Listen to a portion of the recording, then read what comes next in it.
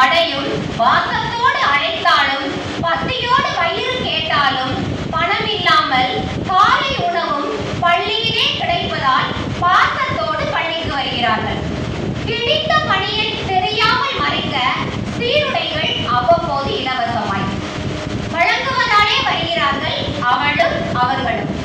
புத்தகத்தை நேசித்து கல்வியாலே வளர்ந்து குடிசை வீட்டை கல்வியாய் கட்டிவிடலாம் என்கிற கனவுகளுடன் பள்ளிக்கு பயணிக்கின்றன கால்கள் தினமும். இலவச சைக்கிளில் ஊரையே சுற்றி வந்தான் செல்லத்துறை. சத்துணவு முட்டையால் புஷ்டியானால் குப்பமால் சத்தான அம்மாவானாள். கைநாட்டு சட்டைக்கு கையெழுத்து போட கற்றுத்தந்தால் செவ்வாயி. கற்று சேர்ந்த ஆசிரியர்கள் பசியாற்றும் சத்துணவு பல்துறை வல்லுநர்களை உருவாக்கும் அரசு பள்ளிக்கூடம் வெறும் கட்டடங்கள் அல்ல, வழிகாட்டும் கல்வி கலங்கரை விளக்கம். நான் எழுதியிருக்கா உங்களை மாதிரி ஒரு ஆசிரியர் இதே மாதிரி ஒரு இதல்ல உங்களுடைய கவிதை